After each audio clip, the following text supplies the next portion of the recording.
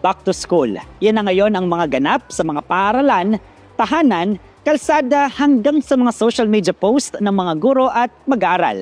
Ang ating mga chikiting excited at handang-handa na rin sa kanilang muling pagbabalik eskwela. Kaya naman ang pamahalang lungsod, may munting regalo sa kanila. Back to school mode na ang mga paaralan ngayong ikalawang Lunes ng Hunyo, June 8. Kaya naman ang mga magulang at mga mag-aaral, ready mode na rin at excited sa kanilang mga ganap ngayong unang araw ng pasukan. Ang lokal na pamahalaan naman, handa na rin at ready to distribute na rin ang mga bagong bag at school supplies sa mga chikiting mula kinder hanggang grade 6 sa lahat ng mga public elementary schools sa lungsod. Katunayan, masayang nakiisa sina Mayor Atenida Robes at Congressman Arthur B. Robes sa first flag raising ceremony at ceremonial opening of classes ng Tungkong Mangga Elementary School at Bagong Buhay G Elementary School. So ngayong umaga po ay nandito po tayo sa Barangay Tungkong Mangga, sa Tungkong Mangga Elementary School, at syempre magpapamigay na po tayo ng ating taunang school supplies, school bags, notebooks, and others.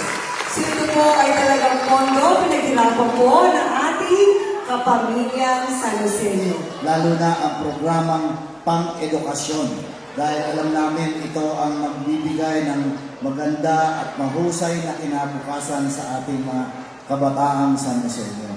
Kaya magulang, galingan ninyo ang pagtuturo. Ito pa lang ang unang araw ulit ng ating pagpasok. Tuloy-tuloy ang suporta. Kasunod nito, tinanggap na rin ng nasa 3,400 na mga chikiting mula Tungkong Mangga Elementary School at 3,000 naman mula sa Bagong Buhay G Elementary School ang kani-kanilang mga bagong bag at school supplies, handog ng lokal na pamahalaan, kasabay ang mainit na lugaw mula sa kusina ni Maria na umarangkada rin sa mga paaralan ngayong unang araw ng eskwela. Mismong sina Mayor Atenida Robes at Congressman Arthur Robes ang nanguna sa pamamahagi kasama sina Schools Division Superintendent Dr. Leonardo Canlas at mga punong guro ng paaralan. Anong isusunod natin kay ating Mayora at kay Kuya Arthur? Maging magaling tayo at maging mabuti tayo. Sa ating mga turuan, ang bilin ko lang, ibigay ang pinakamagaling na pagtuturo at maging ehemplo ng kabutihan sa ating mga mag-aaral. Malaking pasasalamat po namin tinatanggap ang inyong pagkalinga sa amin, hindi lang sa mga school supplies ito, kung hindi pa sa mga iba't ibang larangan ng pangangailangan ng DepEd San Jose del Monte City. Tunay na pagkalinga, tunay na pagmamahal.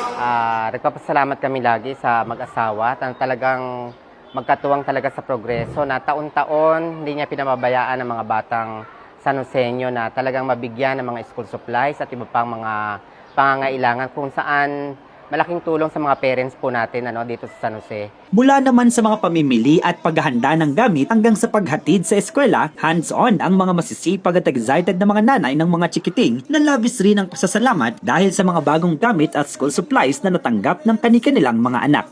Grade 2 na po yung anak ko. Konting gamit lang po para lang sa first day po, nakabila lang po ng lapis, crayons, papel, kung ano lang po yung talagang kailangan po muna. Kasi nabalitaan po namin ay may ibibigay ang mayor natin. Pasalamat din po kami kasi kahit papano, konting tulong po, nabawasan po yung kailangan natin sa budget. Mahalaga kasi siyempre kada gamit po kasi mahal na para sa atin, imbis na mapupunta natin sa ibang bagay. At least kahit papano nakatulong po talaga si mayor. Maraming salamat po sa lagi niyo pagsubaybay sa mga paaralan po natin. Sana po wag po kayo magsawang tulungan ng mga bata, ang barangay po natin. Masaya po pero nakakalungkot kasi malaki na siya. Kasi grade 2 na siya ngayon. Excited din po. Excited din po. Grade 2 na po yung anak ko. Pinaghandaan ko po yun para maayos yung gamit niya. Nag-car naman po siya. Kasi may mga gamit din po last year na pwede pong gamitin. Magagamit pa po ito.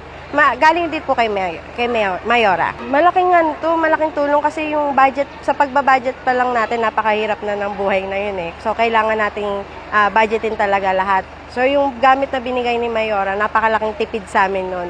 Yung notebook pa lang, lapis. Ngayon may tumbler na eh. So malaking bagay na yun, lalo na sa anak namin na mahilig talaga sa tubig. Si Teacher Jomar naman, matinding paghahanda at adjustment ang ginawa dahil sa kakaibang challenge ng kanyang role bilang guro ngayong taon. Masaya na excited at the same time challenging kasi nilagay tayo dito ngayon sa special needs education. Physically, makita natin yung classroom natin. First time magkaroon ng tungkong mangga sa SNED ng sensory plays, which is makita tayong mga trampoline dyan, may mga play area. At siyempre, emotional and intellectually, medyo challenging ito sa normal days ko sa pagtuturo. Kanina dito si Mayor, nabalitaan namin na sinusuportahan niya talaga ang SNED.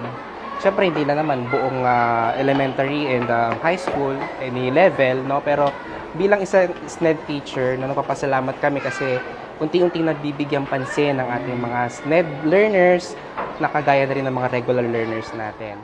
Iba't ibang mga paghahanda, iisang layunin. Katumbas ng masasayang mukha at excited na mga ngiti mula sa mga chikiting na punong-puno ng pag-asa sa kanilang muling pagpasok sa paaralan, patuloy rin ang pamahalang lungsod sa pagtuwang at pagsuporta sa kanilang maliliit na hakbang upang makamit ang isang maunlad na kinabukasan. Maging ang mga miyembro ng ikasyam na sangguniang panlungsod, masigasig ring inikot ang ilang mga paaralang elementarya sa lungsod upang maghatid ng bagong school bags at mga school supplies sa mga chikiting. Sa direktiba ni Mayor Ate Rida Robes, patuloy na iikot ang lokal na pamahalaan sa iba pang mga pampublikong elementarya sa lungsod upang mamahagi ng mga bagong school bags at school supplies at syempre maghatid ng saya at pag-asa sa mga chikiting ngayong pagbabalik eskwela. Kung pag-aaral at magandang kinabukasan lang din naman ang pag-uusapan, go na go dyan ang mga Sanusenyo mula sa The Rising City of San Jose del Monte. Kaya naman ang mga simpleng hakbang at paghahanda ng bawat isa kapag nagsama-sama, masayang bayanihan sa paaralan ang naibubunga. Para sa Balitang Sanusenyo, ako si Jello Darantinaw, Public Information Office.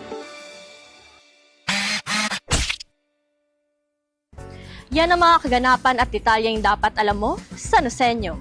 Para sa napapanahong balita at impormasyon, doble aksyon at solusyon, mag-subscribe na sa mga official social media pages ng Pamahalang Lungsod ng San Jose del Monte, Bulacan. Maraming salamat, Arya Sanusenyo.